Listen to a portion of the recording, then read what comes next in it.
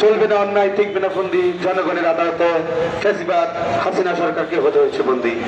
সংগ্রামী সাথী বন্ধুগণ, আজকে অত্যন্ত দুঃখের সাথেই বলতে হচ্ছে যে আওয়ামী লীগকে নিষিদ্ধের জন্য আমাদের আজকে আলরাজি কমপ্লেক্সের সামনে আমাদের বিক্ষোভ মিছিল রাখতে হচ্ছে। সংগ্রামী সাথী বন্ধুগণ, এই পর্যায়ে গাজীপুর মহানগর মোবারক এবং মমিনের নেতৃত্বে একটি বিশাল মিছিল আমাদের মধ্যে উপস্থিত হয়েছে। আপনাদেরকে গণ অধিকার পরিষদ ঢাকা মহানগর এবং দক্ষিণের পক্ষ থেকে আন্তরিক শুভেচ্ছা ও অভিনন্দন জানাই, আপনাদের সাধুবাদ জানাই, আপনাদেরকে সুশৃঙ্খল ভাবে দাঁড়ানোর জন্য অনুরোধ জানাচ্ছি। পাশাপাশি ঢাকা মহানগর দক্ষিণ চকবাজার নেতৃবৃন্দদের মাধ্যমে মিছিলে উপস্থিত হয়েছে, তাদেরকে আমার পক্ষ থেকে আন্তরিক শুভেচ্ছা অভিনন্দন জানাই। ঢাকা মহানগর উত্তর দক্ষিণ গণ অধিকার পরিষদের পক্ষ থেকে আন্তরিক শুভেচ্ছা অভিনন্দন জানাই। গাজীপুর মহানগরের নেতৃবৃন্দদেরকে ঢাকা মহানগর উত্তর দক্ষিণ গণ অধিকার পরিষদের পক্ষ থেকে আন্তরিক শুভেচ্ছা অভিনন্দন জানাই। সংগ্রামী সাথী বন্ধুগণ, আমরা বলতে চাই, আজকে অত্যন্ত দুঃখের সাথেই বলতে হয় যে আওয়ামী ফ্যাসিবাদ সরকারকে নিষিদ্ধ করতে আর কি লাগে ইউনূস সরকারের, আর কি লাগে? 1400 হত্যা, 1400 হত্যা, গুম খুন, বিচার বহির্ভূত হত্যাকাণ্ডের পরবর্তী মুহূর্তে সন্ত্রাস বিরোধী আইন আছে। সন্ত্রাস বিরোধী আইনে আওয়ামী লীগকে নিষিদ্ধ করতে এর চেয়ে বেশি কিছু প্রয়োজন পড়ে না।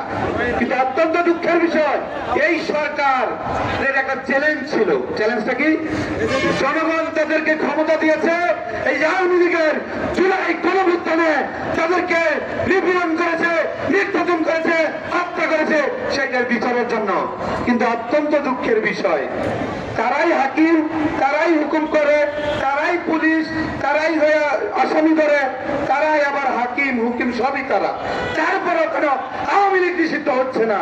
তাতে কারণ কি জানেন? কারণ হচ্ছে মাঠের মধ্যে তাদের তারা, উপরেও তারা, নিচেও তারা। এবং আমরা একটি ষড়যন্ত্রের গন্ধ পাচ্ছি। গন্ধটা কি? আবার কি করে কিংস পার্টি দমন করা হচ্ছে কিনা?